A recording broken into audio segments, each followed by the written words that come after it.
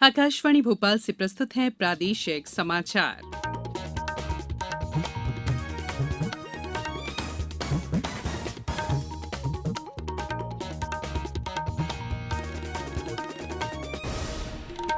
नमस्कार, समाचारों के साथ मैं संयुक्ता बैनर्जी। सबसे पहले इस बुलेटिन के मुख्य समाचार।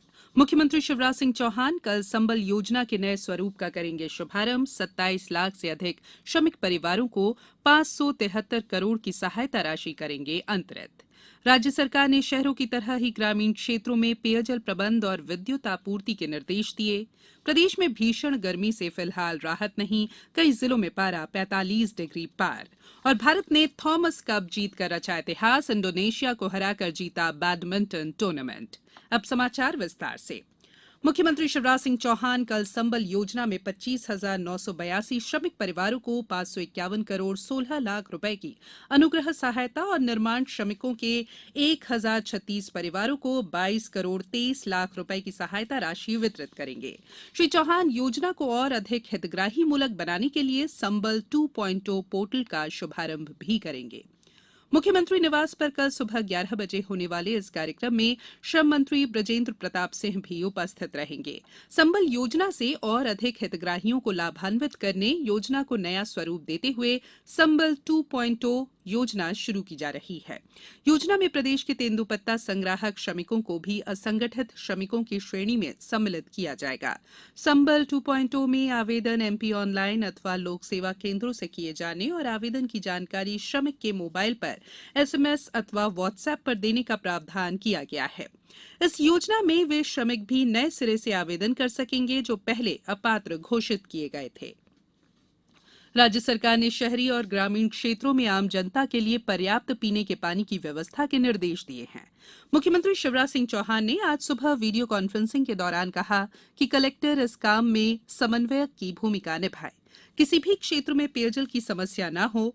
उन्होंने कहा कि नल जल योजनाओं के संचालन में कोई तकनीकी दिक्कत हो तो तत्काल व्यवस्था सुधारी जाए।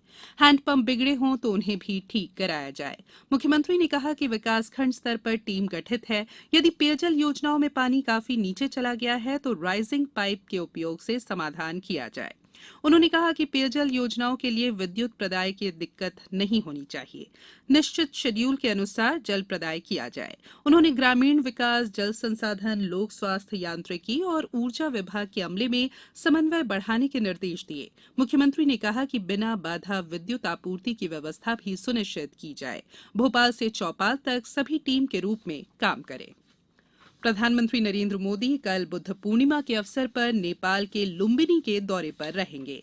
श्री मोदी लुम्बिनी मठ क्षेत्र के भीतर बौद्ध संस्कृति और विरासत से जुड़े निर्माण कार्य के शिलान्यास समारोह में भाग लेंगे। वे पवित्र माया देवी मंदिर में पूजा अर्चना भी करेंगे। श्री मोदी वहां लुम्बिनी डेवलपमेंट ट्रस्ट द्वारा आयोजित बुद्ध जयंती कार्यक्रम को भी संबोधित करेंगे। भारत सरकार के संस्कृति मंत्रालय के वित्तीय सहयोग से लुम्बिनी डेवलपमेंट ट्रस्ट के तहत अंतर्राष्ट्रीय बौद्ध परिसंघ, भारत अंतर्राष्ट्रीय बौद्ध संस्कृति और विरासत केंद्र का निर्माण किया जा रहा है। अंतर्राष्ट्रीय बौद्ध परिसंघ संस्कृति मंत्रालय के तहत एक अनुदान प्राप्त निकाय है। ये समाचार आप आकाशवाणी भोपाल से सुन रहे हैं। हमारे समाचारों को अब आप कभी भी और कहीं भी अपनी सुविधा के अनुसार सुन सकते हैं। ये समाचार बुलेटिन यूट्यूब, ट्विटर और फेसबुक पर AIR न्यूज भोपाल पेज पर सुने जा सकते हैं। इसके अलावा आप हमारी वेबसाइट newsonair.com पर या AIR न्यूज ऐप पर भी समाचार सुन सकते हैं। ब्रेक के बाद बुलेटिन में एक बार फिर आप सभी का स्वागत है। केंद्रीय कृषि मंत्री नरेंद्र सिंह तोमर ने कहा है कि महामारी के बावजूद कृषि क्षेत्र में अब तक 3.9% की वृद्धि हुई है। उन्होंने कहा कि ये सरकार की कृषि प्रोत्साहन नीतियों और किसानों की कड़ी मेहनत के कारण संभव हुआ है। ओडिशा की राजधानी भुवनेश्वर में एक समाचार चैनल के कार्यक्रम में श्री तोमर ने कहा कि देश का कृषि निर्यात 4 लाख करोड़ रुपए से अधिक का हो गया है, जो काफी महत्वपूर्ण है। भारतीय जनता पार्टी के महिला मोर्चा का 3 दिवसीय राष्ट्रीय प्रशिक्षण वर्ग आज सीहोर के इछावर में संपन्न हुआ। इस 3 दिवसीय राष्ट्रीय प्रशिक्षण शिविर में केंद्रीय महिला एवं बाल विकास मंत्री स्मृति ईरानी, केंद्रीय रेल और टेक्सटाइल राज्य मंत्री दर्शना जरदोश भी शामिल हुई। समापन सत्र को मुख्यमंत्री शिवराज सिंह चौहान ने भी संबोधित किया। प्रशिक्षण वर्ग में 37 प्रदेशों से मोर्चा अध्यक्ष, प्रशिक्षण प्रभारी, सह प्रभारी, महिला मोर्चा की राष्ट्रीय पदाधिकारी, कार्य समिति और विशेष आमंत्रित सदस्य समेत कुल 180 महिला सदस्य शामिल हुई। 3 दिवसीय प्रशिक्षण वर्ग में 13 अलग अलग सत्र आयोजित हुए, जिसमें भविष्य की रणनीति तय की गई। बात करेंगे मौसम की। प्रदेश में इन दिनों भीषण गर्मी पड़ रही है। यहाँ के अधिकांश शहरों में अधिकतम तापमान 45 डिग्री के आसपास पहुंच गया है। प्रदेश में कल 8 जिलों राजगढ़, गुना, सागर, दमोह, सतना, ग्वालियर, सीधी और रीवा में लू चली। इस दौरान प्रदेश का सर्वाधिक तापमान 47.6 डिग्री सेल्सियस नौगांव और खजुराहो में दर्ज किया गया। शहडोल से हमारे संवाददाता ने बताया है कि जिले में भीषण गर्मी का असर जनजीवन पर भी पड़ा है। दिन में बाजारों में सन्नाटा पसरा रहता है, वहीं सड़कें भी सूनी नजर आती है।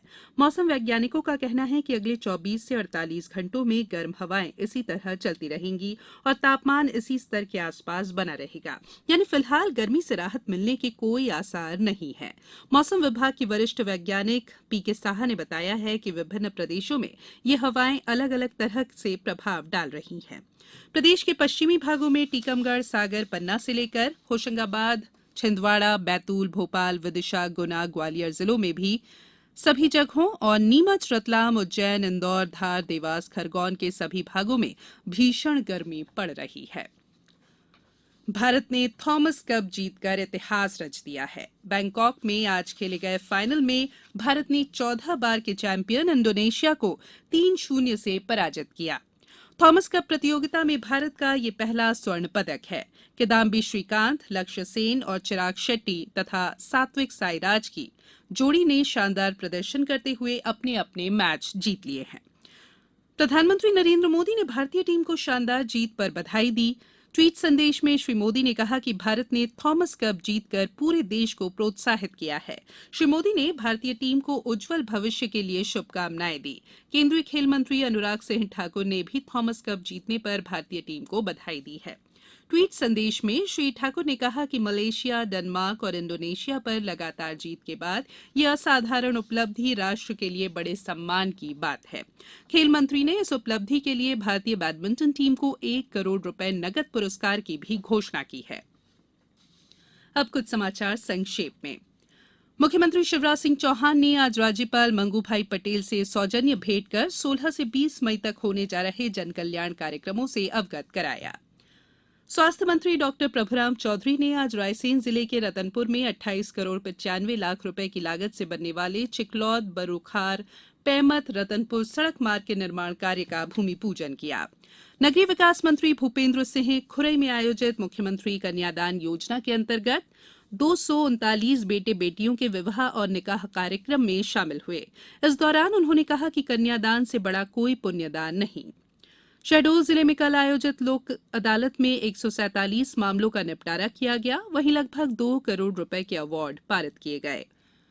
राजगढ़ जिले में आयोजित लोक अदालत में 9,647 प्री लिटिगेशन और लंबित प्रकरणों को रखा गया, जिनमें से 543 प्रकरणों का निराकरण किया गया। बड़वानी जिले में नेशनल लोक अदालत में 2035 प्रकरणों का निराकरण हुआ। वहीं छतरपुर में 5,87,72,000 के 1,269 मामले निपटे, जिससे 2,075 लोग लाभान्वित हुए। अनूपपुर जिले में 50 बेड के क्रिटिकल यूनिट बनाने को मंजूरी मिल गई है। जिला कलेक्टर ने सीएमएचओ की भूमिका की सराहना की है। झाबुआ जिला पुलिस ने ऑपरेशन हेलो के तहत गुम हुए करीब 8 लाख रुपए मूल्य के 70 मोबाइल बरामद किए हैं और धार जिले के खरबारी में पुलिस टीम पर हमला करने वाले 8 आरोपी गिरफ्तार कर लिए गए। अंत में बुलेटिन के मुख्य समाचार एक बार फिर। मुख्यमंत्री शिवराज सिंह चौहान कल संबल योजना के नए स्वरूप का करेंगे शुभारंभ। 27 लाख से अधिक श्रमिक परिवारों को 573 करोड़ की सहायता राशि करेंगे अंतरित।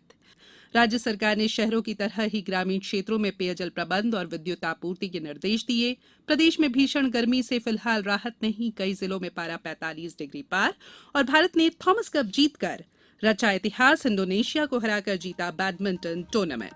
आज इस बुलेटिन में बस इतना ही। इजाजत दीजिए, नमस्कार।